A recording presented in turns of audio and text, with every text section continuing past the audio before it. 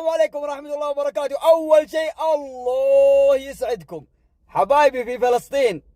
ترى المباراة بين المنتخبين ما لها شغل في القضية الفلسطينية يا حبيبي، ما لها شغل. واحد يقول دحين إذا فزنا عليهم راح يشترون من ماك ولا يشترون من شركة بيبسي. ما لها شغل في القضية الفلسطينية. هذه مباراة بين فريقين. بعدين ردا على الجماهير والإعلاميين من فلسطين، هذا ايش؟ رجعت الكرة على قول لي ما اتاح فرصه، هذا ايش؟ والعديد من الاسماء اللي ارتدت قميص الفريق. هنا حكم المباراه بيقول العب. هنا سقوط على ارضيه الملعب لعبد الله الخيبري. هنا لمسه فيها ليش ما وقفوا اللعب؟ هنا محاوله عند احمد. ليش ما وقفوا اللعب؟ القاق وسع القاق سدد القاق. هجمتنا كانت عند الباب والكوره مضمونه باذن الله هدف، وجات هدف وبزر عليكم. ليش ما وقفوا اللعب؟